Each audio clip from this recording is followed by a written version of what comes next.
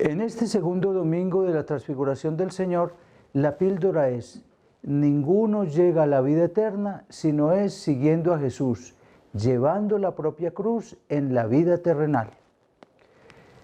San José lo aprendió bien, sufrió frente al embarazo de la Virgen María, frente al nacimiento pobre de su hijo, frente a la huida a Egipto, etc.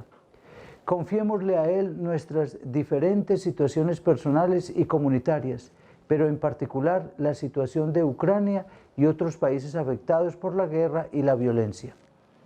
Oh buen San José, oh tierno Padre, fiel guardián de Jesús, casto esposo de la Madre de Dios, yo te suplico y te conjuro de presentar a Dios Padre su Hijo clavado en la cruz por los pecados, y en el nombre de Jesús, 3 veces santo, alcánzanos del Padre Celestial el favor que te solicitamos, pero sobre todo, intercede por la paz en Ucrania y demás países destruidos por la guerra. San José, pídele a Dios Padre misericordia para sus hijos. En medio de tus esplendores eternos, acuérdate de las tristezas de la tierra, acuérdate de aquellos que sufren, de aquellos que lloran, de aquellos que oran. Que por tus oraciones y las de tu santa esposa, que Jesús responda a nuestra confianza y justifique nuestra esperanza. Amén. En este segundo domingo de Cuaresma, la liturgia nos hace contemplar el evento de la transfiguración, en el que Jesús concede a los discípulos Pedro, Santiago y Juan saborear la gloria de la resurrección, un resquicio del cielo en la tierra. El evangelista Lucas, en el capítulo 9, de los versículos 28 a 36, nos muestra a Jesús transfigurado en el monte, que es el lugar de la luz, símbolo fascinante de la singular experiencia reservada a los 3 apóstoles. Ellos suben con el Maestro a la montaña, lo ven sumergirse en la oración y en un determinado momento su rostro cambió de aspecto. Habituados a verle cotidianamente con los simples rasgos de su humanidad, ante aquel nuevo esplendor que envuelve toda su persona, se quedan maravillados. Y junto a Jesús aparecen Moisés y Elías, que hablan con él de su próximo éxodo, es decir, de su Pascua, de muerte y resurrección. Es una anticipación de la Pascua. Entonces Pedro exclama: Maestro, qué bien se está aquí. Quisiera que aquel momento de gracia no acabe jamás. La transfiguración se cumple en un momento bien preciso de la misión de Cristo, es decir, después de que Él ha confiado a los discípulos que debe sufrir mucho, ser asesinado y resucitar al tercer día.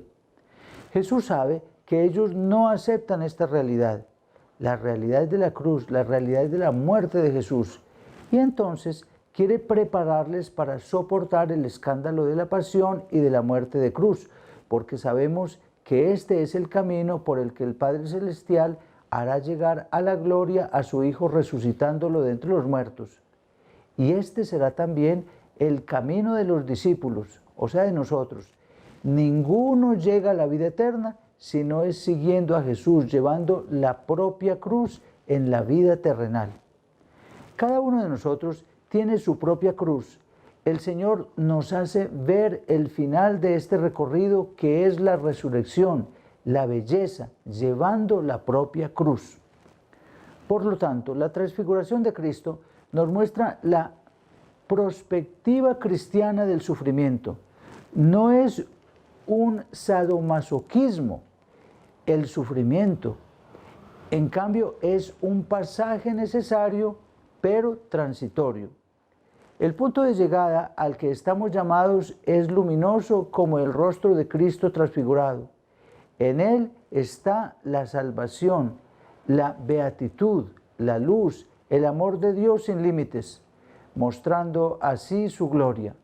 Jesús nos asegura que la cruz, las pruebas, las dificultades con las que nos enfrentamos tiene su solución y quedan superadas en la Pascua. Por ello, en esta Cuaresma subamos también al monte con Jesús.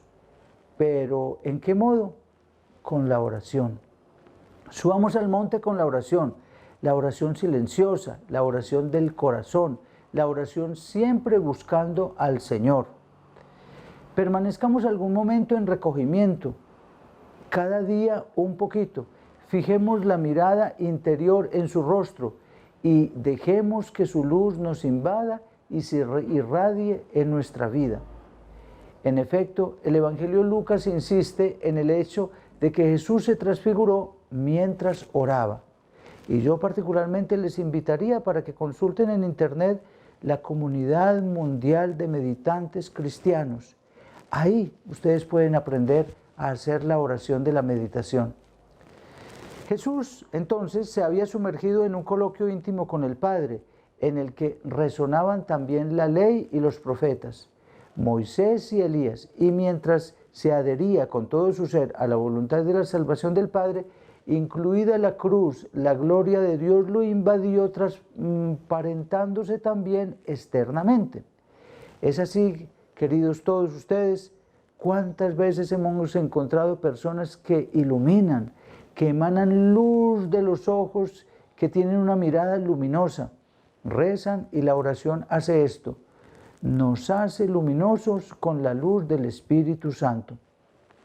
Continuemos con alegría en nuestro camino cuaresmal. Demos espacio a la oración y a la palabra de Dios que abundantemente la liturgia nos propone en estos días.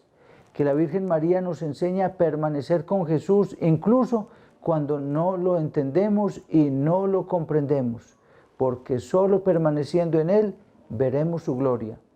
Y no olvidemos que ninguno llega a la vida eterna si no es siguiendo a Jesús, llevando su propia cruz en la vida terrenal.